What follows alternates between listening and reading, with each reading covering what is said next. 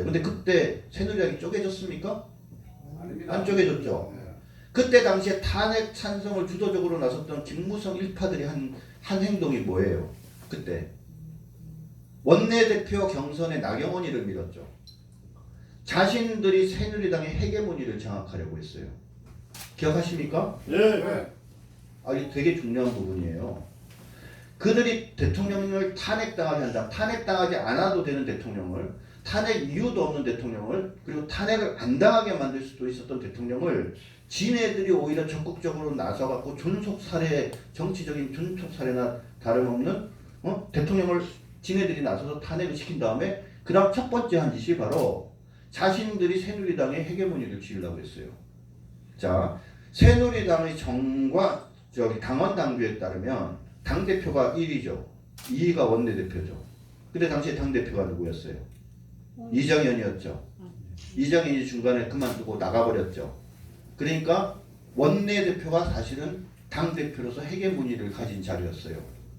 김무성 그 일파들이 제일 먼저 한 짓이 나경원을 내세워가지고 당권을 장악하려고 한 거죠. 실패했죠. 정우택이 됐죠 당시에. 그러니까 그 다음 뭔 짓 했어요? 당을 깨고 나갔죠. 그렇죠. 그때 당 깨고 나갔어야 하나요?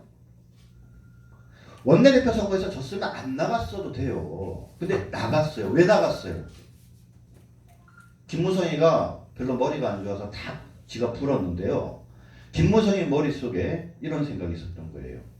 대통령 선거를 앞두고 제대로 된 대통령 후보를 내세우는 정당이 보수 우파의 헤게모니를 갖는다. 그리고 반기문을 자기네들이 바른당을 만들어서 당을 만든 다음에 그 당에 반기문을 대통령으로 세우면 그러면 추풍낙엽과 같이 새누리당의 거의 대부분을 자기네들이 흡수해서 그래서 결국은 뭐냐면 자신들이 보수파의 적자가 될 수 있다 이렇게 판단한 거죠. 그래서 나간 거예요. 자, 근데 제가 또 질문 하나 드릴게요. 만약에 말이에요. 만약에 참 정치에서 참 역사에서 가정이라는 건 바보 같은 짓이지만 만약에 당시에 탄핵이라는 말도 안 되는 그 충격 속에서 보수우파가 새누리당이 분열하지 않고 가만히 있다가 반기문을 3월 정도나 4월 정도쯤에 전체의 보수우파 후보로서 추대하거나 옹립하거나 또는 경선을 통해서 후보로 만들었다라고 한다면 그러면 과연 홍준표보다 못 받았을까요? 당연히 더 받았겠죠. 그죠? 그것이 불가능했을까요? 가능했어요. 누가 욕심을 부렸습니까? 김무성 그 일당들이 그자들이 자신들이 정치적 이익을 위해서 대통령을 탄핵시킨 다음에 보수우파의 정치적 적통을 지네들이 갖겠다라고 하면서 굳이 깨지도 않는 당을 깨고 나가갖고 무리스럽게 반기문을 빨리 불러들인 거예요. 반기문 당시 사무총장을 그렇게 1월달에 빨리 불러들일 이유가 없어요. 잘 한번 생각해 보세요. 김무성이나 그 일파들이 그런 욕심을 부리지 않고 반기문을 불러들이지 않았더라면 그래서 새누리당이 분열되지 않고 가다가 반기문을 후보로 내세웠다라고 한다면 그러면 선거의 결과는 봤어야 한다고 생각을 합니다. 그리고 난 다음에 졌더라도 지금 같은 상황은 아니죠. 들어보세요. 홍준표 24% 받았죠. 더 받을 수 있는데도 그것밖에 못 받았어요. 그 다음에 유승민 몇 프로 받았죠? 8% 받았죠? 32%죠. 그죠? 자, 분열되지 않고 반기문이 나갔으면 32%고 못 받았겠어요? 받았겠죠. 분열되지 않고 사람들이 잘하면 이길 수 있다라고 모이는 표까지 고려하면 35% 이상 받지 않았겠어요? 몇 프로 받았어요, 문재인? 41.2%죠. 적어도 40대 35 정도의 싸움은 최소한 할 수 있었다. 아무리 최악의 상황, 그 최악의 상황에서도 40대 35의 싸움을 할 수 있었고 그 다음에 문재인의 여러 가지 실기나 그들이 어떤 잘못들을 잘 우리가 활용을 했다 그러면 적전인 싸움을 할 수 있었다. 그러면 이겼을 수도 있고 이기지 못했다고 할지라도 우리가 희망을 가지고 지금 같은 상황은 아니라는 거죠. 그죠? 그래서 지금 뭐냐면 김무성이나 그 옆에 있는 인간들은 자꾸 무엇을 얘기하냐면 탄핵을 얘기를 하는데요. 사실은 그들에게 분열의 책임이 더 큰 거예요. 탄핵의 책임도 커요.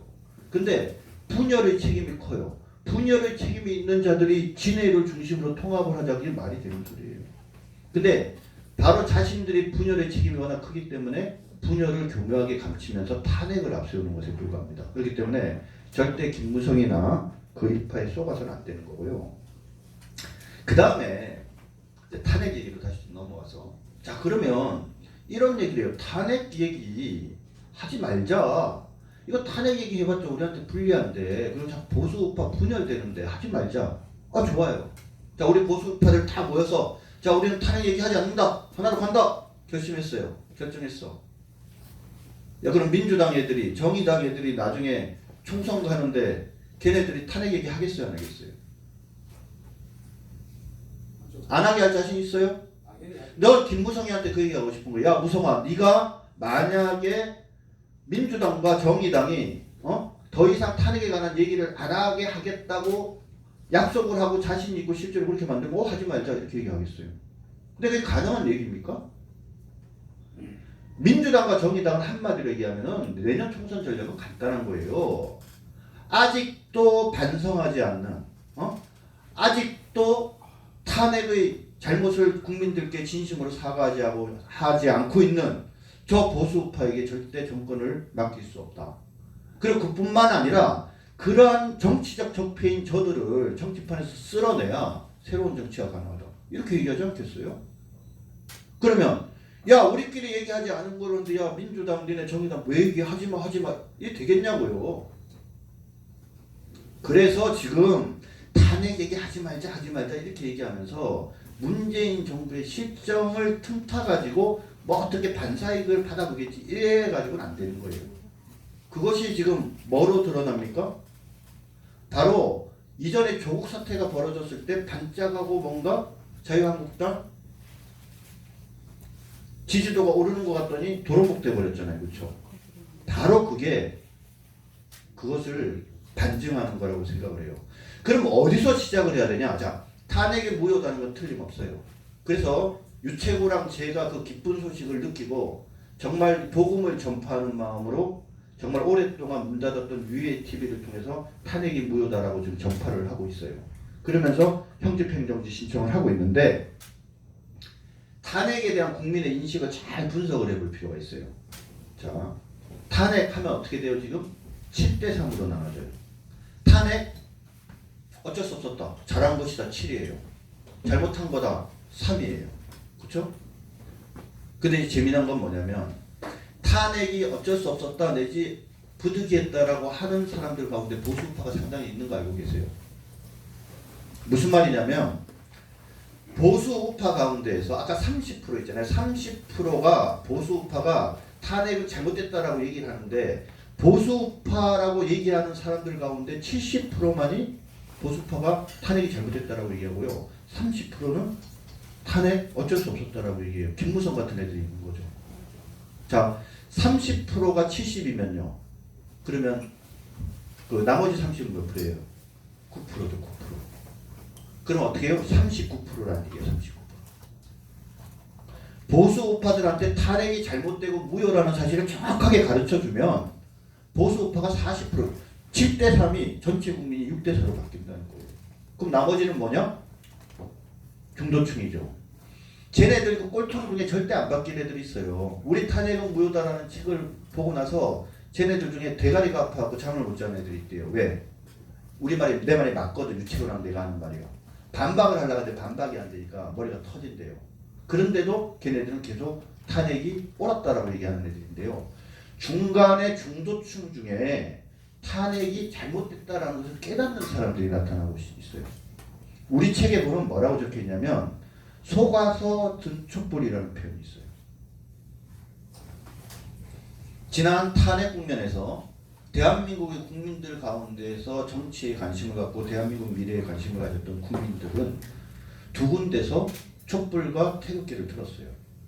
태극기를 든 국민과 촛불을 든 국민의 차이점은 뭔지 아세요?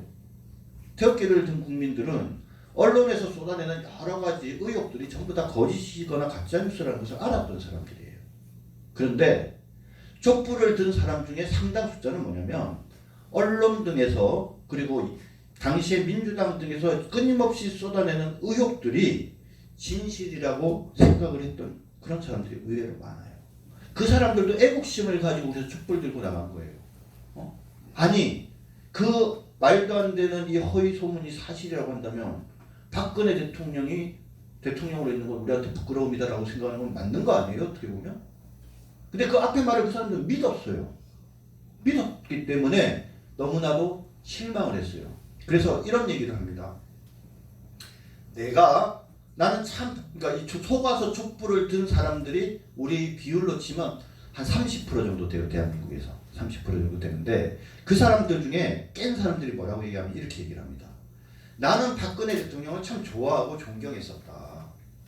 그분이 아버지 어머니께서 나라를 위해 열심히 일하시다가 총탄에 돌아가시고 부모를 총탄에 잃고 청와대에 쫓겨나셔서 그렇게 외롭고 힘들게 사셨던 분인데 그분이 다시 대통령이 돼서 결혼도 하지 않고 나라와 결혼했다라고 하면서 결혼도 하지 않고 그리고 그 앞에 모든 대통령들이 측근이나 친척 비리로 문제가 되니까 동생 두 사람도 청와대에 오지도 못하게 하면서 그렇게 청렴하게 나라를 다스려서 참으로 존경을 했었는데 그런데 그렇게 존경하고 신뢰했던 그 박근혜 대통령이 동네 아줌마 이름 같은 최순실이라는 이름을 가진 사람이 뒤에 숨어서 정권을 쥐락펴락하고 박근혜 대통령은 그 앞에서 단순한 허수아비에 불과했다라고 한다니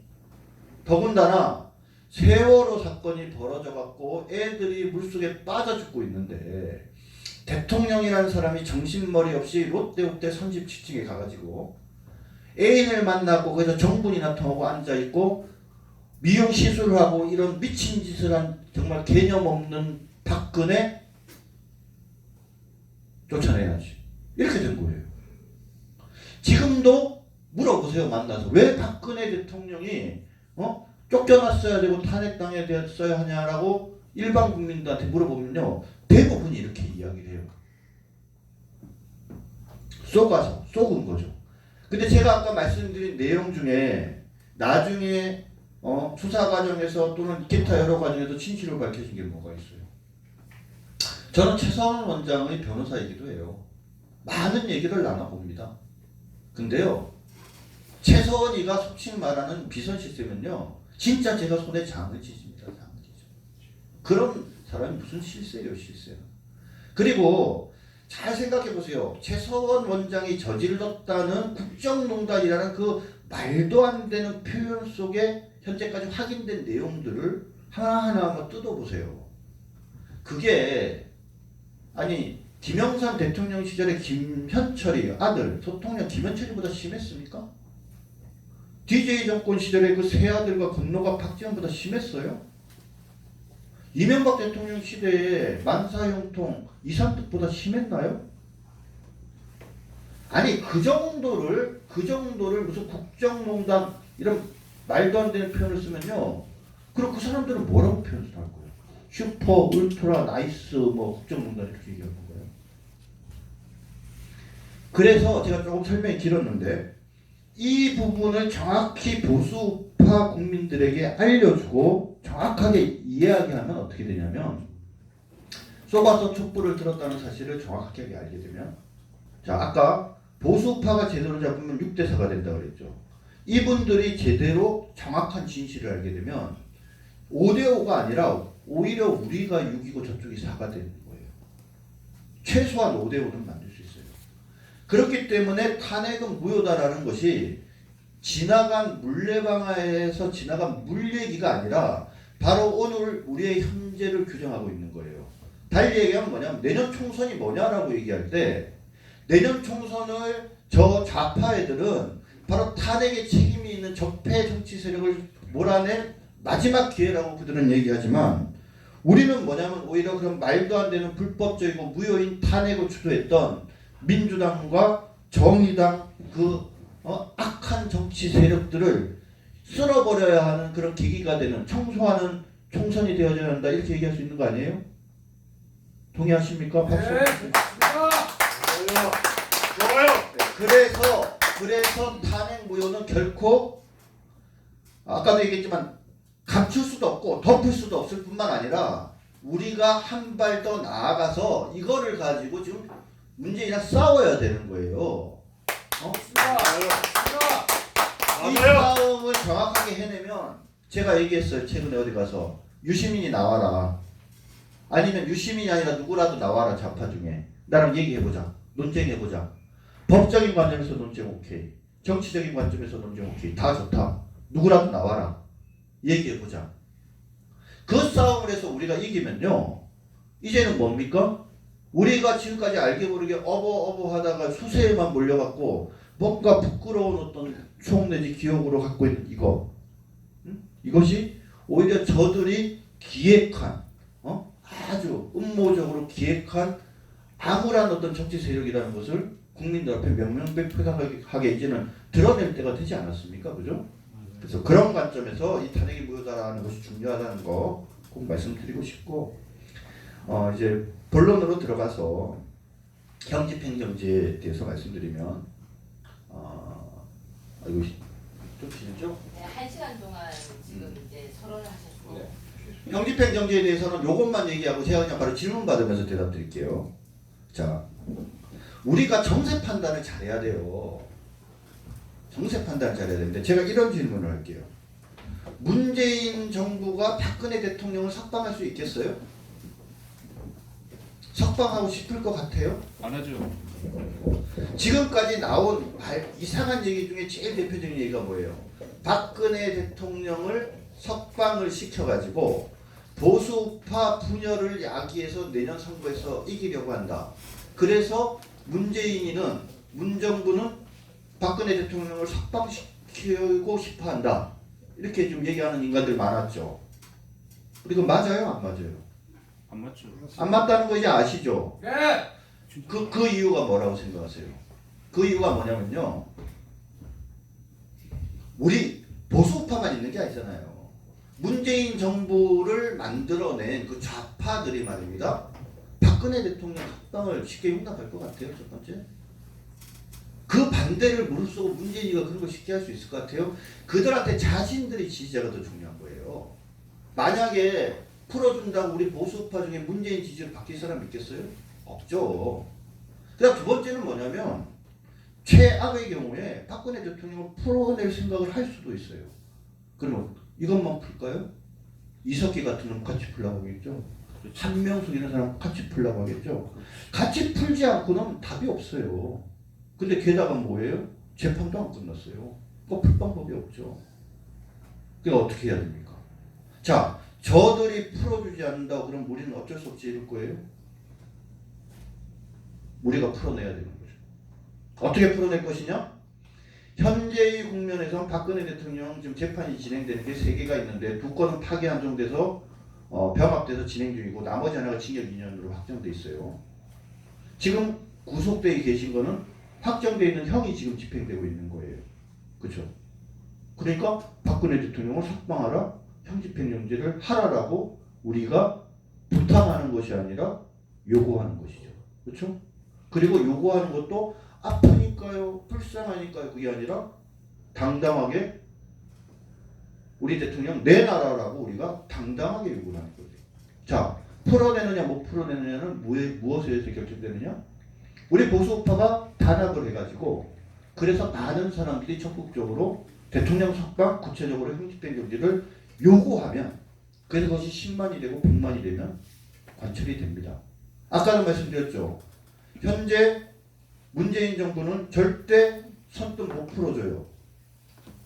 그렇기 때문에 우리가 박근혜 대통령 석방을 주장하는 건요. 그들이 원하는 것을 우리가 어리석게 해주는 것이 아니라 그들이 할 수 없는 것을 요구하는 거기 때문에 그들을 수세에 몰아낼 수 있습니다. 아주 전략적으로 정치 전략적으로 의미 있는 공격이 될 수 있어요.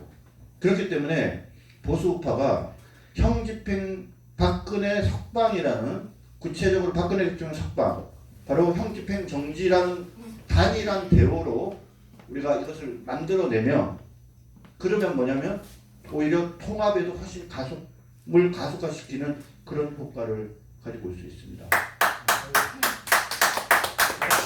지금까지 우리 유해 사실은 최고위원이 참 보면 이게 감각이 있어요. 맨 처음에 이제 시작을 했던 이것을 단순하게 몇 명만 하고 사실은 끝날 수도 있었던 이 형집행 정지에 대해서 그 가치를 정확하게 읽고 그래서 지금 오늘 10주째죠? 49번째 오늘 검찰청에 직접 가서 접수한 게 49번째인데 한번 잘 생각을 해보세요.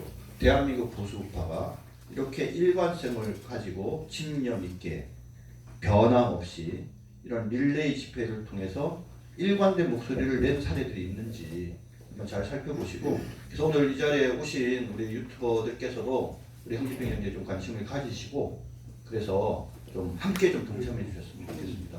얘기는 이렇게 끊고 질문 받도록 할게요. 예, 자 고맙습니다. 장시간 동안 이렇게 탄핵무효 그리고 집행정지에 대해서 세세하게 설명을 해주셔서 이해하기 쉬웠습니다. 청취자들이. 저는 봉주루입니다. 저 유튜브 연합회 회장 봉주루 방송입니다. 한 가지 덧붙여서 참 이게 조금 늦은 감이 있다. 우리는 사실 유튜브 연합회는 아스팔트에 나와서 유튜브를 들고 나왔을 때 처음부터 우리 유튜브 연합회의 목적은 박근혜 대통령님의 탄핵을 무효로 그리고 탄핵을 널리 국민들한테 잘못된 탄핵을 알린다. 그런 사명감으로 우리 유튜브 연합회 정강에도 회칙에도 일본어로 넣어놨습니다. 네네. 그래서 늘 우리는 바깥에 아스팔트 나가서도 방송을 하면서도 탄핵 무효 지금은 형집행정지를 외치고 있는 연합회입니다. 그리고 뭐 또 한 가지 덧붙여서 우리 영우 방송 같은 분은 시골에서 영주에서 벌써 올라와가지고 아침에 월요일날 와서 토요일날 밤에 갑니다. 집에. 일요일 하루 가서 이따가 일주일 내내 와서 이렇게 지금 3년째 그 방송을 하고 있습니다. 존경합니다. 예, 자, 또 그리고 저는 서울역 1차 집회 2016년 11월 19일 날 하야반대 집회 1차 나가서 유튜브 들고 방송을 나가서 오늘까지 1118일간 하루도 안 빠지고 뭐 고향도 못 가고 해외도 못 나가고 친구도 안 만나고 오로지 박근혜 대통령 탄핵 무효 부변 석방 운동만 하고 방송만 하고 있습니다. 그런 분들이 지금 거의 다 우리 유튜브 연합회 회원들로 자리하고 있습니다. 비록 청취자는 적고 구독자는 적더라도 그런 목적 사명감을 가지고 우리가 늘 방송을 했거든요. 네. 했는데 이제 그렇게 우리 소개해드리고 지금 일부에서들 왜 지금 나와서 또 탄핵 무효냐? 우리 공화당은 3년째 뭐 거의 탄핵 무효 외치고 있는데 결국은 탄핵 무효 아까 말씀하셨던 대로 그 분열 세력이다 이런 식으로 이제 지금 한 단체가 지금 커지기 때문에 그런 비난들을 하고 심지어 우리는 탄핵 무효 형집행정지 박근 얘기만 해도 오히려 이게 화살이 박근혜 대통령한테 돌아가 버립니다. 박근혜가 없어야 된다. 이런 식으로 얘기하는 사람들이 지금 늘어나고 있습니다. 그래서 이번 25일 날 어느 분은 25일 날 박근혜 대통령이 형집행정지가 된다고 청와대에서 뭐 일종의 뭐 어떤 메시지를 받았다 하는 얘기도 했습니다. 그건 저는 절대 안 된다고 그랬거든요. 그래서 25일 날 했으면 지금 벌써 나왔어야 될 거 아닙니까? 25일 날 나오는 거죠, 만약에. 근데 그 본인이 그 홍이 말 바꿨잖아요. 아, 바꿨어요? 이미 바꿨어요. 네. 뭐라고 바꿨냐면 처음에 24일 날 나온다. 몇 시에 나온다. 다 우리가 알고 있다. 그러니까 조용히 있어라. 당연히 나오실 거라 그랬다가요. 예. 최근에 뭐라고 얘기했냐면 청와대에서 약속해놓고 태도를 바꿔서 이런 나쁜 놈들 이렇게 얘기했죠. 그럼 되겠습니까? 방송에 그 했는 그렇죠. 그래서 그 혹시 또 언지는 받아줄 수는 있죠. 뭐 그런 아니 네, 언지를 서로. 그러니까 아니 근데 말씀을 드리면 네. 그 중간에 이제 첫 번째는 그 두 가지가 잘못된 거예요. 첫 번째, 자, 그거는 말도 안 되는 소리라는 거죠. 확인도 안 됐고 본인은 다 떠드는 얘기고 자기 말이 맞지 않으면 또 말 바꿔서 그러고 또 뭐라고 얘기하냐면 뭐 광복절 특사 어쩌고 뭐 그런 얘기까지 벌써 했다라고 하는데 그건 문제고 더 근본적인 문제는 뭐예요? 박근혜 대통령님 석방을 어디 그 일개 민정수석한테 가가지고 그러면서 뭐 부탁하듯이 그게 우리 태극기 시민이 원하는 겁니까? 아니잖아요. 그러니까 뭔가 하는 그 사람은 저는 정말 반성해야 된다고 생각하는데 우리 애국 시민들이 박 대통령님을 아끼고 그 억울한 마음 함께 공감하면서 지금까지 이렇게 고생해 왔는데 그거 뭐 좀 민정수석 안다고 뭐 대화 나눌 수 있고 전화할 수 있다고 거기 몇 마디 나눠서 거기만 쳐다보고 앉아 있는 거 누가 우리가 그 꼴 보자고 했습니까? 저는 좀 만약에 그렇게 나오시면요 저는 나오실 리도 없지만 그러니까 방법 자체가 잘못됐다는 거죠. 아까도 뭐라고 얘기했습니까? 대통령님이 억울하게 탄핵당하시고 구속되셨으니까 그들이 불법에 대해서 우리는 당당하게 요구를 해야 되는 거지 왜 그 자들한테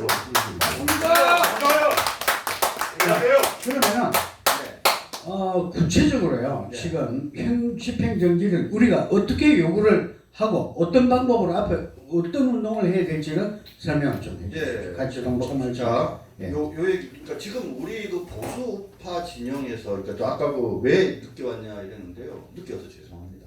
늦게 와서 죄송한데요. 근데 성경에 먼저 앞선 자가 항상 앞에 있는 게 아니고 늦게 오는 자가 앞서기도 하고 그런 얘기가 있지 않습니까? 저랑 뭐 유채고 얘기를 뭐 개인적인 얘기를 좀 하자면 하여튼 뭐 홍준표의 말도 안 되는 자유한국당 그 사당화에 대해서 온몸으로 저항하다가 많은 정치적 핍박을 받았고요. 그리고 그 가운데에서도 또 아시지만 저희가 그전에는 당에서 하여튼 그래도 보수파 대통령 당선시키려고 누구보다도 앞에서 노력했던 사람들 아닙니까? 그래서 그런 핍박받고 어려웠어요. 그리고 그 과정에서 사실은 탄핵 무효 그랬는데 고민도 많이 했어요. 정말 탄핵이 무효인가? 근데 뭐 좀 여담인데 누가 그 탄핵 책 쓴다고 했었죠. 자유한국당에서 탄핵돼서 책 써야 된다라고 누가 주장을 했었고, 그러니까 그 책 자유한국당에서 안 쓰니까 자기가 나가서 쓰겠다고 하면서 누군가 있었어요. 썼습니까? 아무도 안 썼죠. 탄핵돼서 책 쓴 사람이 있어요? 지금? 말만 했죠. 다.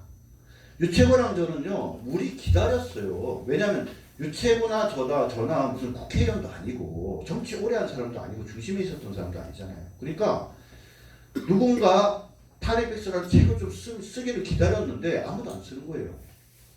그게 사실은 올해 2월 초쯤에 그 홍모 씨랑 통화를 제가 한번 했어요. 왜 통화를 했냐면 탄핵무효 책을 쓴다고 그러더라고요. 그래서 얘기 들었다. 나도 같이 하자. 그랬더니 알겠다고. 연락 주겠다고 저는 연락 안 하더라고요, 저한테. 그래서 그냥 잘 쓰고 있나 보다 그랬어요. 그 다음 자유한국당 탈당해가지고 거기 갔을 때도 탄핵백서 쓴다고 갔잖아요. 그리고 곧 쓸 것처럼 얘기했잖아. 왜 안 썼잖아요. 기다리고 기다리다가 야 유채고랑 이렇게 얘기했어. 야 이거 누군가 지금 써야 되는데 총선이 눈앞이고 벌써 3년이 지나가는데 누군가 이거 써야 되는데 아무도 안 쓰네. 안 되겠다. 우리라도 쓰자. 그래서 1년을 준비돼가지고 쓴 거예요. 그래서 좀 늦었다 이렇게 말씀하는 점에 대해서는 뭐 저희가 아스팔트에서 함께 동고동락하지 못한 점에 대해서는 뭐 그렇게 보실 점도 있지만 아무튼 유채고랑 저는 이 탄핵무효라는 책을 쓰기 위해서 한 1년 반 동안 나름대로 정말 고생들을 많이 했고 고민을 많이 했고요. 그리고 우리가 이 책을 썼기 때문에 탄핵의 무효라는 것이 구호가 아니라 그죠? 저들과 싸울 수 있는 바로 창과 칼을 우리가 만들어냈다라고 저희는 자부를 해요. 그러니까 사실 지금까지 탄핵 무효라고 외쳤던 분들 중에 누구라도 와보세요. 그러니까 얘기 좀 해보자고 그러니까. 적어도 우리가 탄핵 무효라는 얘기를 하면 왜 탄핵이 무효냐는 얘기를 하려면 우리 내부에서도 사람을 이해시키고 그다음 속아서 촛불을 든 사람들한테는 네가 왜 촛불을 속아서 들었는지를 알려주고 그다음 좌파놈이랑 붙어서는 네가 말하는 게 얼마나 말도 안 되고 근거도 없고 근거도 없다는 것을 정확하게 지적해 주면서 이놈이 약이 올라왔고 바짝바짝 약이 올라서 잠이 못 자게 만들어준 논거들이 있어야 될 거 아니에요.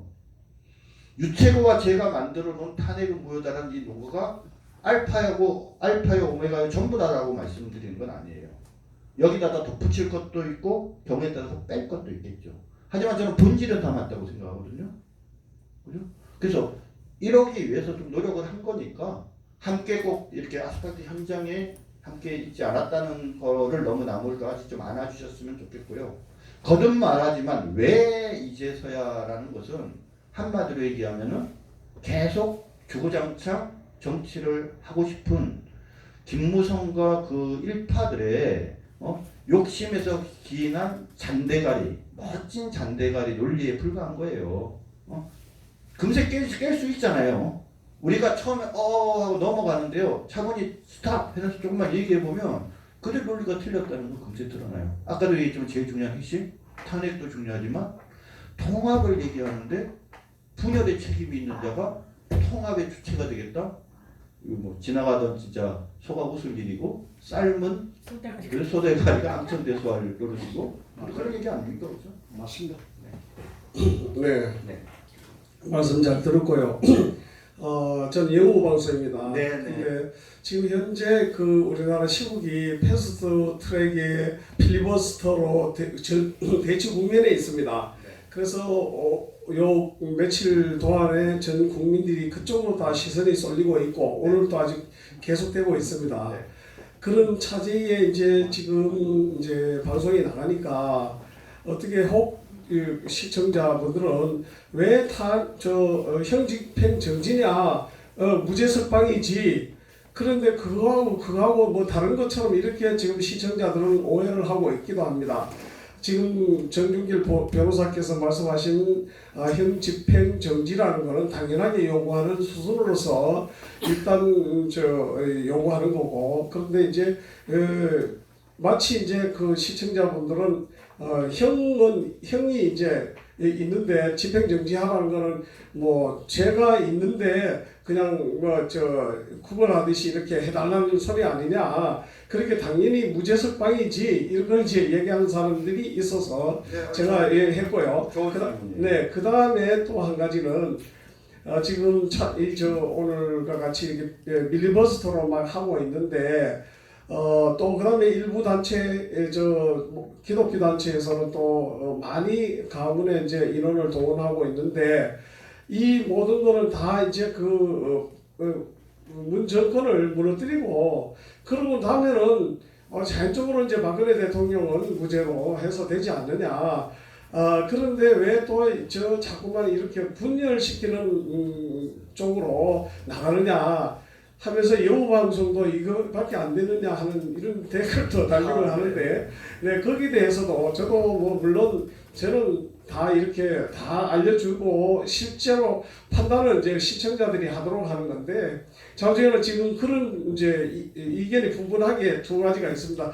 무조건 우리 공화당처럼 탄핵 무효를 주장하면서 그게 우선되어야 된다 하는 거하고 그 다음에 일부 이 시민들은 지금 급하니까 문재인 끌어내고 그때까지 다 같이 합치자 뭐 이런 겁니다. 또 거기다가 묶고 가자 하는 사람들도 있었고요. 탄핵을. 그래서 탄핵을 묶고 가자 하는 거는 저도 아니다.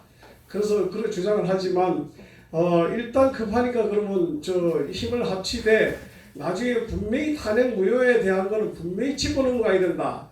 그걸 전제하에 나도 가끔씩 가서 그걸 찍어준다. 이런 얘기를 하고 있습니다만은 거기에 대해서 명확하게 한번 얘기 좀 해주십시오.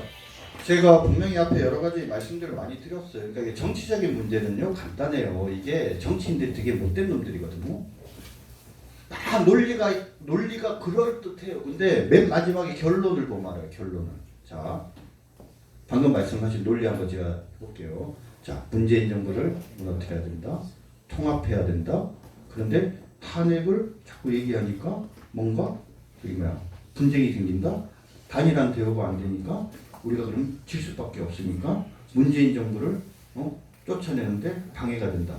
이거 아니에요, 그죠? 자, 그 논리에서 누가 제일 이익을 받아요? 자, 아까도 말씀드렸어요. 우리끼리 안 한다고 해서 말이 안 한다고 해서 민주당이 안 하는 것도 아니니까 그런 논리 자체가 말이 안 된다는 것은 분명히 지적해 드렸는데 그거 말고 자, 이 논리대로 하면 누가 이익을 보는지를 보면 돼요. 누가 이익을 봐요? 바로 탄핵에 책임이 있는 자들이랑 분열에 책임이 있는 자들이 자기가 잘못하고 죄 지은 것에 대해서 문제를 삼지 않으니까 제 이익을 보는 거 아니에요? 그렇잖아요. 그러니까 맞습니다. 논리라는 것은 막 그럴싸해 보지만 결론으로 가는 거예요. 자, 정광훈 목사가 그분이 제가 보기에는 참 그 버전이 다양하신 분인데 두 가지 얘기했죠. 내년 총선을 이겨야 대통령님 나와요. 그럴듯하잖아요. 그거 잘 생각해 보세요. 무슨 말입니까? 대통령께서 총선 때까지는 조용히 찌그러져 가만히 있어라 이 말이죠. 자, 그럼 이겼는데 왜 풀어내요? 찌그러져서 가만히 있으니까 이겨냈는데 그걸 풀어낸다는 게 말이 돼요? 그럼 졌는데 풀어낼 수 있어요? 힘도 안 되는데? 그러니까 어차피 안 푸는 거예요. 그게 말은 대통령을 풀어내려면 총선에서 이기면 풀 수 있어요 라는 말이 악마의 속삭임 같은 거예요. 말은 그럴듯한데 차분하게 분석을 해보면 자, 대통령 총선 때까지 들어가 있어서 아무 소리 하지 말고 그 다음 이기면 이겼는데 왜 얘기해? 지면 졌으니까 말 안 하겠죠. 그렇죠. 그 논리죠. 최근에 또 정광훈이가 버전을 달리해서 뭐라고 얘기를 하냐면 탄핵의 책임은 문제 삼지 말자. 근데 나중에 총선에서 이기고 난 다음에 그때 문제 삼자 이렇게 얘기해요. 문제가 삼아지겠어요? 탄핵을 문제 삼지 않고 나중에 총선을 이긴 다음에 그때 탄핵에 대해서 옥석을 가리자 이렇게 얘기를 하는데 누가 공천하는데요? 누가 공천하는데? 예? 차탄파와 분열파들이 중심이 돼가지고 공천하면은 거기에서 지금 뭐냐면 속칭 말하는 사실은 자유한국당에 제대로 된 사람도 없어요. 탄핵 배신파나 찬성한 놈들도 잘못된 거지만 입 다물고 조용히 있었던 것들도 문제 많잖아요. 그렇죠? 그것들이 사실은 더 비겁하고 나쁜 것들이에요. 그러니까 도끼객기인데 결국 그렇게 되면은 누가 공천받겠냐고. 그러니까 그 말도 말장난이에요 결국은. 그래서 모든 일들은 딱 들었을 때 그럴듯하지만 조금만 차분하게 이렇게 들어보면 결국 저놈들이 진짜 말장난한다 라는 결론은 금세 나오는 거죠. 그 다음 무죄 석방 얘기 아까 말씀하셨으니까 얘기를 할게요. 박근혜 대통령 냉정하게 이런 얘기를 할게요. 박근혜 대통령 탄핵은 무효예요. 그렇죠? 그럼 탄핵이 무효이면 무죄인가요? 탄핵이 무효이면 무죄예요. 일단 그거부터 여쭤볼게요. 아니에요. 탄핵은 말 그대로 탄핵 재판에서의 결과고 형사적으로 유죄냐 무죄냐는 별개의 문제인 거예요. 탄핵이 무효인데 왜 갑자기 무죄 석방? 좀 심하게 표현하면 무식한 얘기인 거죠. 자, 어제 저랑 제가 조원진 대표한테 전화를 했어요. 전화를 했는데 통화를 못해서 메시지를 보내고 오늘 오경훈 사무총장한테 전화해서 얘기를 했는데 어제 186만 명, 6만 명, 1000만인 서명 운동 받아갖고 무죄 석방 탄원서를 원래 오늘 고등법원에 제출한다라고 그러더라고요. 그래서 제가 전화했어요. 연락했어요. 이거 어디다 내려고 그러냐? 그랬더니 고등법원에 낸대요. 야, 고등법원에 이거를 내면 대통령이 석방됩니까? 되나요? 무슨 말이냐면 파기환송된 사건이 다 무죄라고 쳐요. 그러면 그 고등법원이 석방해 줄 수 있어요? 아니에요. 아까 제가 뭐라고 그랬어요? 대통령이 현재 구속되어 있는 거는 형이 확정된 징역 2년을 집행하고 있는 거야. 확정된 형이란 말이에요. 그러니까 만약에 지금 그 고등법원에서 파기환송된 사건이 지금 현재로서는 무죄가 나기도 어려운 상황이지만 무죄를 선고해도 풀어줄 수 없어요. 왜? 2년 집행하고 있는데 어떻게 풀어줘? 그래서 무죄 석방이라는 그 186만 명이 서명한 거를 법원에 갖다 주면 뭐예요? 석방할 권리도 없는, 무죄는 선고할 수도 있겠지만 석방할 권리도 없는 고등법원에 가서 떼쓰는 거예요. 떼쓰는 거. 직권남용하라고 얘기하는 거랑 똑같은 거죠. 어떻게 보면. 그래서 어디다 내야 돼요? 검찰에 갖다 내야죠. 왜 검찰이야? 확정된 형을 집행하고 있기 때문에 석방을 하려면 무죄 석방이 아니란 말이야. 그래서 지금 상황에서 석방을 하려면 형집행정지를 해야지 석방이 되죠 지금. 그러니까 형집행정지예요. 그래서 그랬더니 그래요. 그래서 입장을 바꿨대요. 두 개로 나눈대요. 186만 명 거를 하나는 법원에 고등법원에 내고 하나는 검찰에 낸대. 좋은데. 제가 또 이렇게 얘기했어요. 검찰에 그 자료를 내면 검찰이 그걸 어떻게 받냐? 뭔 근거로 내는 거냐? 앞에 표지가 있어야지.